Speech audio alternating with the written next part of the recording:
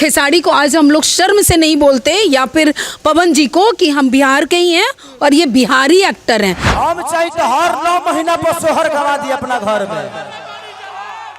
अगर केहू के लगे ताकत होखे तो गवा के दिखाओ सोहर।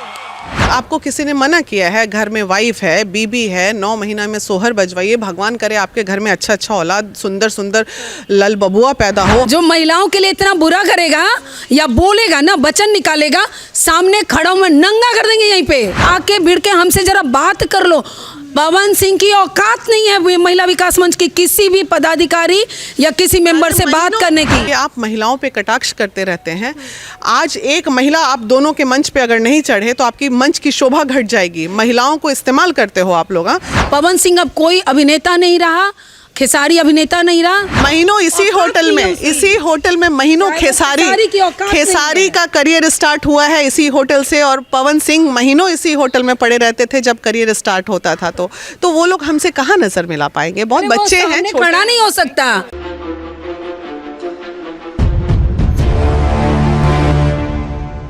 भोजपुरी इंडस्ट्री की बात करें तो भोजपुरी इंडस्ट्री में लगातार विवाद होता रहता है। कोई किसी को कुछ कह देता है तो कोई किसी को कुछ कह देता है, और इस हद तक कह देता है कि बेशर्मी की सारी हदें पार हो जाती है।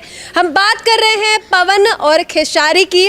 खेसारी ने उनको बूढ़ा कहा और पवन ने सोहर बजवा दिया। अब खेसारी ने उनको ताकत और पावर जताने के लिए क्या कुछ कहा है वो सभी जानते हैं। पवन खेसारी आपस में क्या करते हैं ये दोनों का आपसी मैटर है। बस चूंकि दोनों ही बुद्धिजीवी हैं और दोनों ही आज के डेट में जनता ने उन्हें जनप्रतिनिधि, उन्हें आइडियल माना है। मंच पे आप अपनी बातों को कहते हैं, आपकी बात को आजकल के युवा अपने अंदर उतारते हैं, तो आप ऐसा छिछोरा बात क्यों करते हैं जो हमारे युवा खराब हों आज के? आप इस तरह की बातें क्यों करते हैं कि हमारे युवा पे बुरा असर पड़े?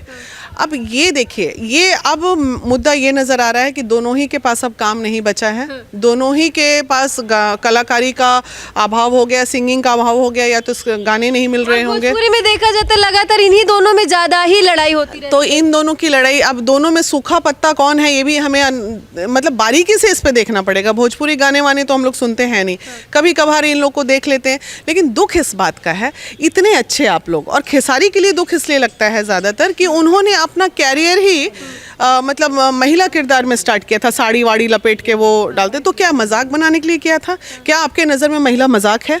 आप आज डिम्पल सिंह को लेके या कभी किसी को लेके आप महिलाओं पे कटाक्ष करते रहते हैं।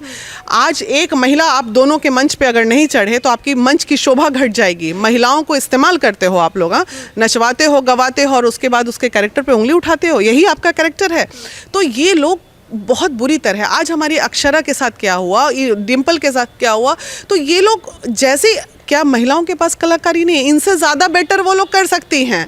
ये लोग के पास कुछ भी नहीं है, और वो लोग जब मंच पे उतर जाएंगी तो ये लोग फीके पड़ जाते हैं। लोग को एक्टिंग के लिए इतना अच्छा माना जाता है, लोग पसंद भी करते हैं। भरे स्टेज पे वो कहते हैं कि हम तो 9 महीने में ही सोहर बजवा देंगे अपने घर पे, देह में क्षमता। बनवाइए ना भाई, आपको किसी ने मना किया है? घर में वाइफ है, बीबी है, 9 महीना में सोहर बजवाइए, भगवान करे आपके घर में अच्छा अच्छा औलाद, सुंदर सुंदर लल बबुआ पैदा हो, हम लोग भी सोहर गाएंगे आपके साथ। तो किसने मना किया है? बज सकता है, क्यों नहीं बज सकता है? अरे भाई, उनकी अपनी निजी जीवन है, अब उनका मन है कि हम 9 महीना में सोहर बजवाएंगे, तो हम उस पर रोक लगा दें?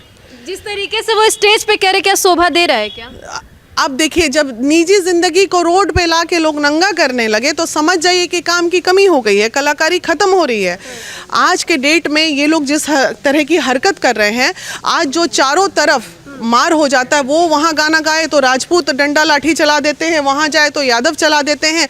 इस बीच में उनके मंच के कार्यक्रम में किसी के साथ कोई मिसहैपनिंग हो जाए, किसी की मौत हो जाए, ये दोनों पे केस होना चाहिए। बचकाना हरकत कर रहे हो। अरे भाई, दोनों में कोई तो एक उम्र में बड़ा होगा थोड़ा, अगर वो बोल रहा है तो एक आदमी चुप हो जाए।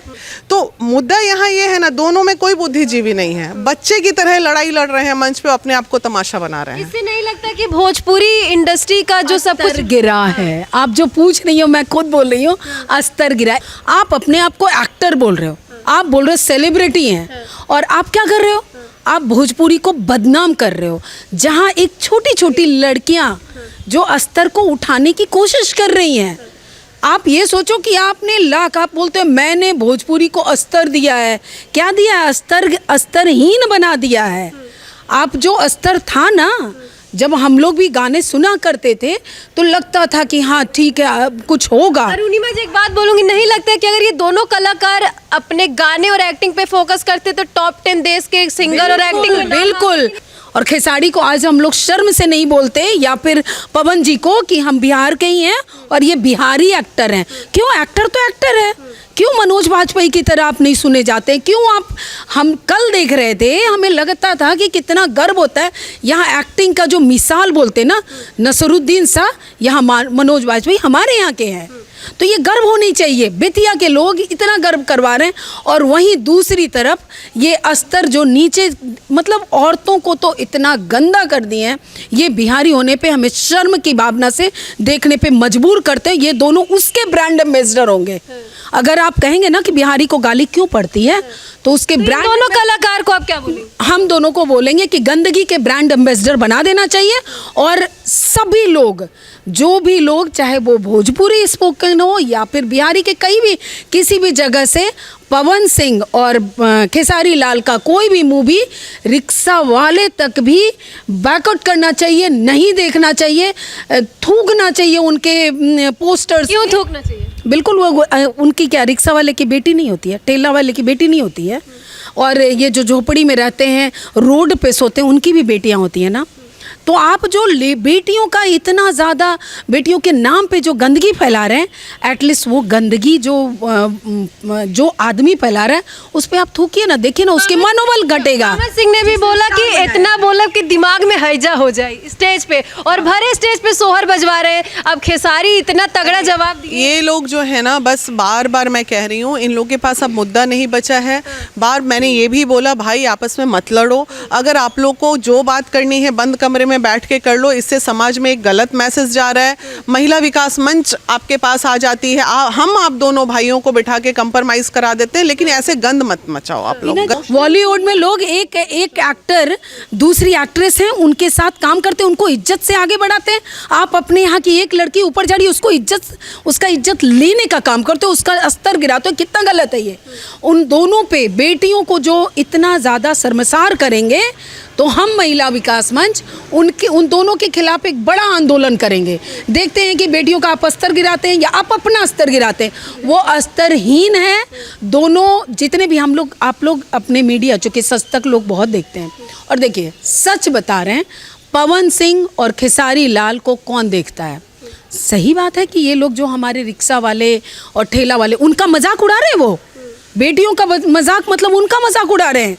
उनको एकदम सीधे बैकआउट करना चाहिए। वो पवन सिंह अब कोई अभिनेता नहीं रहा, खेसारी अभिनेता नहीं रहा, दोनों। तो फिर बचा कौन भोजपुरी में? भोजपुरी में बचा कौन? अरे बहुत सारे अब निकल के आएंगे, अच्छे निकल के आएंगे। महिला विकास मंच डरती नहीं है। हम एकदम खुला चैलेंज करते हैं। इतना स्तर गिराए हो ना, आके भिड़ के हमसे जरा बात कर लो।